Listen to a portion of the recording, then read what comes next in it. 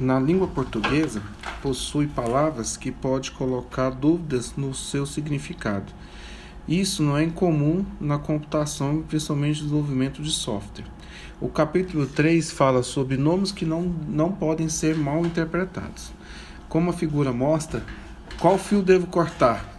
E a dúvida, esse mesmo, mas qual? Aí então fica a incógnita. Então, possui ambiguidades, alguns comandos que precisam ser exatamente ditos e expressamente demonstrados na hora de desenvolvimento. No exemplo aqui, temos o exemplo do comando filter, onde que podemos elaborar um código para manipular um conjunto de resultados de banco de dados, ou seja, result database.all, objeto filter, ano menor ou igual a 2011. No que está escrito lá, o objeto pode ser um ano tal referido, que é 2011, ou cujo ano não é 2011. Então, ou seja, a palavra filter é uma palavra ambígua, que não fica claro se devemos selecionar ou eliminar os elementos. Então, em vez de usar a palavra filter, a gente pode usar a palavra selecionar, que é o select, ou a palavra eliminar, que é exclude. A função clip, ela tem como função recortar o conteúdo de um parágrafo. No caso, ele vai fazer a seleção do parágrafo e selecionar conforme a solicitação do usuário. Mas aí podemos imaginar ela a função de duas formas. Ela pode remover o final do parágrafo ou fazer o truncamento do len máximo.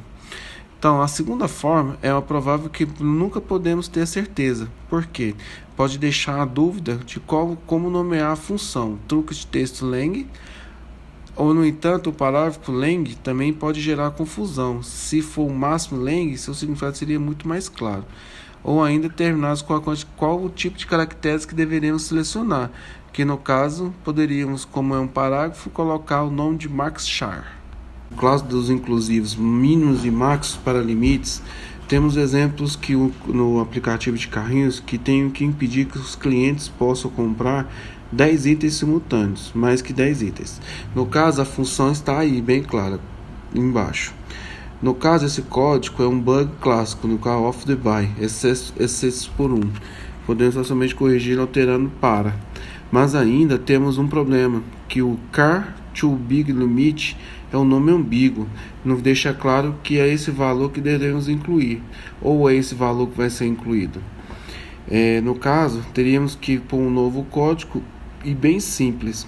A gente colocaria a função max item car, ou seja, o máximo que cabe em cada carrinho. O outro inclusivo é o first e last, ou seja, o primeiro e o último. No caso do exemplo aqui, não podemos dizer o significado do código até o valor ou incluído é esse valor. No caso, o start tem um nome de parâmetro razoável. O stop pode ser interpretado de várias formas nesse caso. Ou seja, ele acaba assim ambíguo e como se devemos incluir ambos os valores da ponta. Uma boa escolha seria o nome fish last, por exemplo, set print key, fish bert e last magic, diferente de stop. A palavra last é claramente inclusiva, falando que seria o último a ser incluído. Quando eu pretendo selecionar determinados intervalos, eu uso o bang end. Por ser um tipo inclusivo exclusivo, é mais fácil de determinar esses dados. No caso do exemplo aqui, 16 de outubro, eu quero saber todos os eventos ocorridos. Então é mais fácil eu colocar, no caso lá, octa 16 meia-noite e octa 17 meia-noite do que escrever do octa 16 do meia-noite de 16 a 11h59. Porque fica com parâmetros inadequados conforme a convenção típica da programação. Então, no caso da idiomática da C++, ele se torna mais fácil de usar um array, fatiando dessa forma ficaria melhor. Nomenclatura de booleanos. A variável booleana é uma função que retorna um valor que vai deixar bem claro se é true ou false realmente. Um exemplo perigoso que podemos usar é o boolean read password true. Dependendo do modo que se lê o código, nós podemos ter duas interpretações bem diferentes. A senha ainda tem que ser lida ou a senha já foi lida. Nesse caso, deveremos não usar a palavra read e preferir pelo nome need password ou user is authentic, porque adicionaremos a palavra sempre is, has e shall para tornar os booleanos mais claros. Outro exemplo aqui que devemos negar o uso de um nome, por exemplo, o bool disable ss igual a face. Seria a opção mais fácil, além de mais compacta, se eu fizesse disso. Bool user ss true. No item a tendência expectativa dos seus usuários, alguns nomes podem ser mal interpretados porque o usuário já trabalha de uma forma já precedida, ou seja, que já sabe o significado e como utilizar.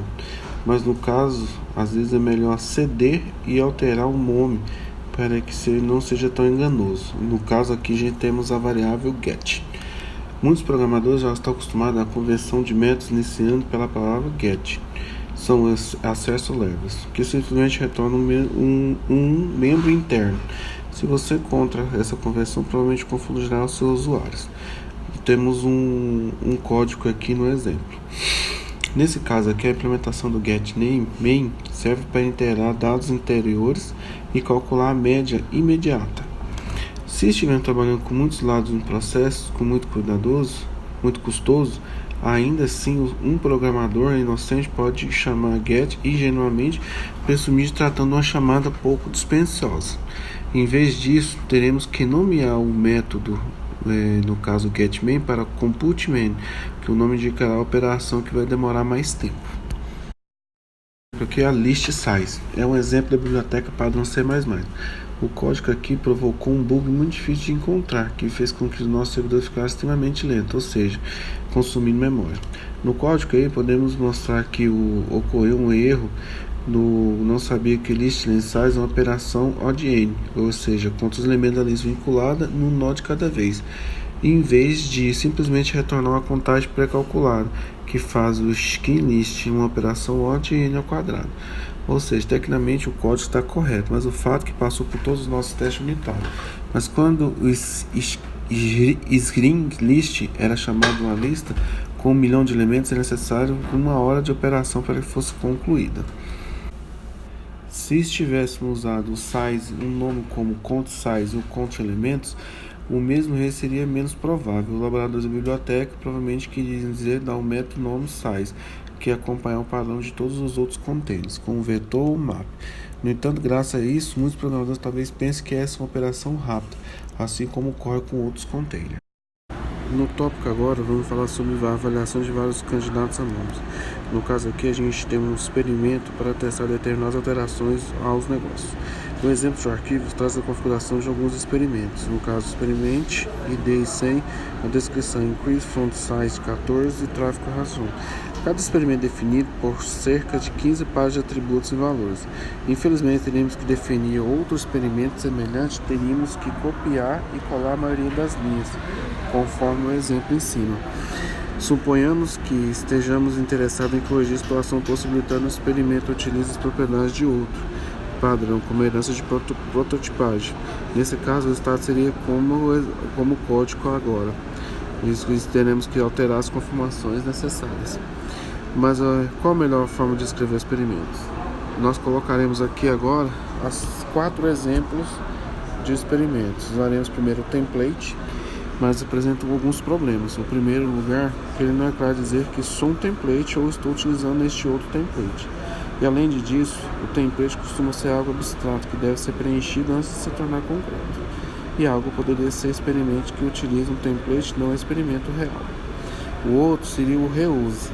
O experimento reusa uma palavra adequada, mas de que forma que o código foi escrito, alguém possa pensar e dizer: esse experimento pode ser reutilizado por no máximo 100 vezes, conforme o código.